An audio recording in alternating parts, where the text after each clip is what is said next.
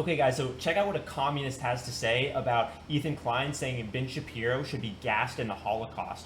Not a very good thing to say, but not surprising considering Ethan Klein is a massive, extreme left degenerate. His mind at this point is so riddled with cognitive dissonance that it is essentially it's essentially just completely it's essentially like a stew of incoherence. But yeah, so check this out. I found this because this is one of his friends who's trying to defend, suggesting that Ban Shapiro should be the first one killed in the next Holocaust. Super, super funny. Check this out. Big that were definitely, a little spicy, a spicy facility. Okay, caught a strike because he can't even acknowledge that it was bad. He can't even acknowledge that it's immoral. How crazy is that? The left is so divorced from morality because all that they care about is allegiance to their ideology, allegiance to their groupthink. That's it. Counterfeit virtue is all these people care about because individual identity doesn't come first, it's group identity. And because Ethan Klein is a member of his tribe, he can't call out the fact that he did something immoral, something wrong, and Ban Shapiro, there's nothing wrong with it. And instead he just attacks Ban Shapiro. Because conservatives love outrage. Glad I watched it live, OMG. Yeah, I'm not. Oh, right. Wait. It's okay. Is the reason he said that because he's the one that... Wait. Okay, he looks a little bit different. Is this guy the guy that said America deserved 9/11? Is he that communist? I think so, right?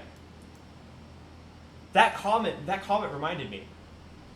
He hasn't taken care of himself, so I didn't quite recognize from that clip all those years ago, but is this the same guy?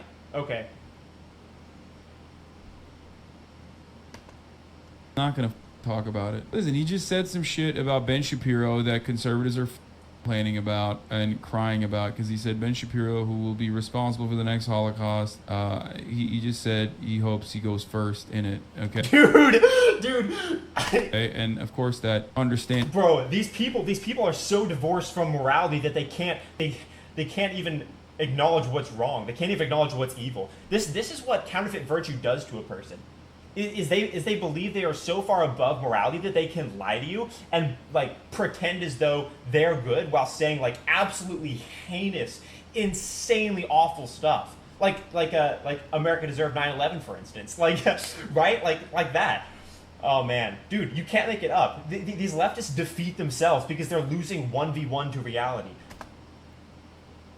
Understandably was weaponized by conservatives. Of course, it was going to be weaponized by conservatives. I don't know what he was thinking.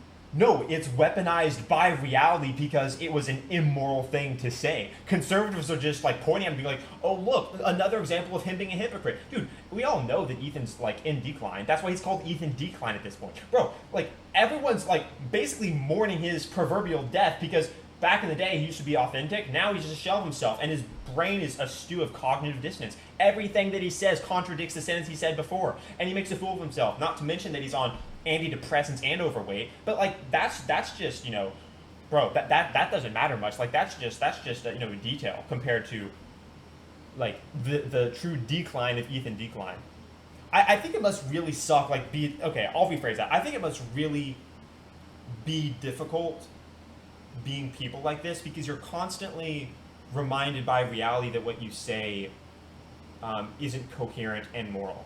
Because when you find yourself defending a person that says, my ideological opponent should be gassed in the Holocaust, you can't pretend like you're a good person. In that moment, I mean, you can try to tell yourself afterwards that, you're a good person because you don't maybe believe the things you say, or my opponent is so bad that I'm up on high and so I'm by default better than them, which of course is wrong too. But when in the moment of you saying something like that, and then let's say defending a friend that said that, you feel like a bad person. And if you don't feel like a bad person and you have no conscience, then you're living a shitty life anyway because, you can't tell up from down. So it must actually be tough. I wouldn't have friends that say, this person should be gassed in the Holocaust. That's not a good thing to say.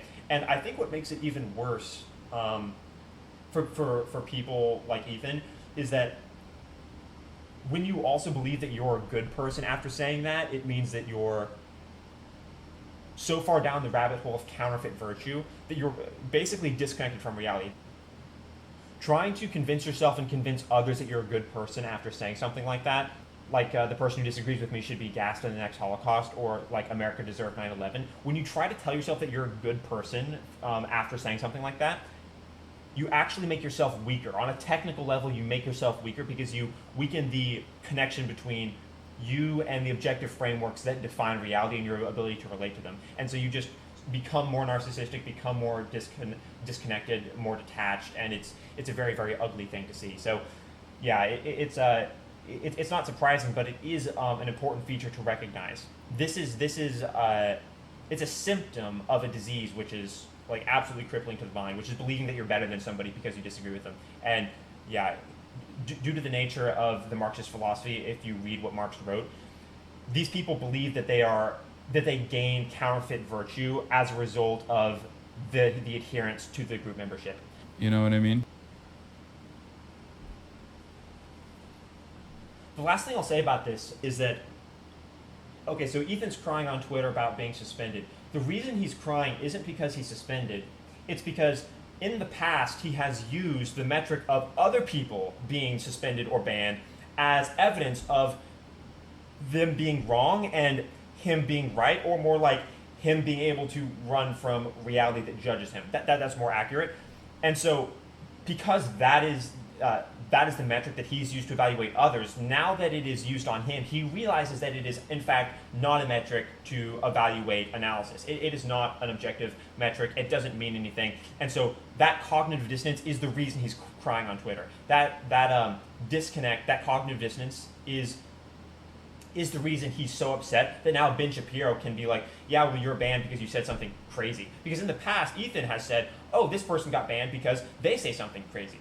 Of course, that's not evidence of them saying something crazy, because we all know YouTube is not fair in terms of censoring people. You know, they definitely have a political bias. And at this point, like, that's, you know, basically undisputed by everybody that's not, you know, a communist. I don't have time here to explain why communism is bad. That's just like a waste of my time. But that is the reason why Ethan is mad about this, is because in the past he's used this as a metric to define the immorality of other people, and now that other people can point at him using the same metric and be like, oh, look, you're immoral too, he has to confront the fact, to some resolution. Of course, he can't confront it because he's a radical leftist, but to some extent he's going to try to confront the fact that he's used an improper metric, and that causes cognitive dissonance, which, you know, he's completely wrought with to begin with. So yeah, next I want to...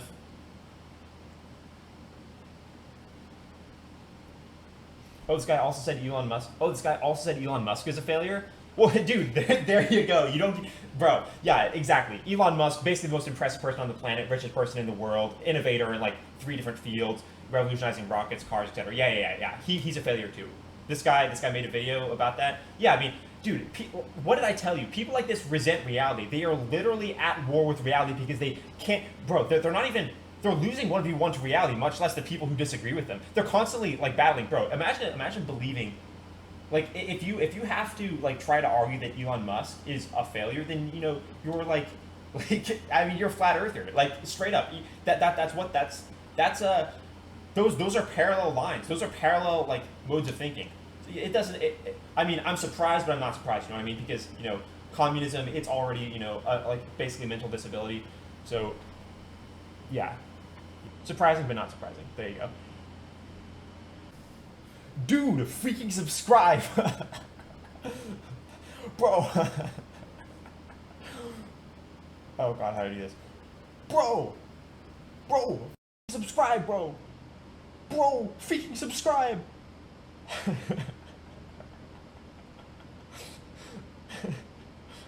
Bro!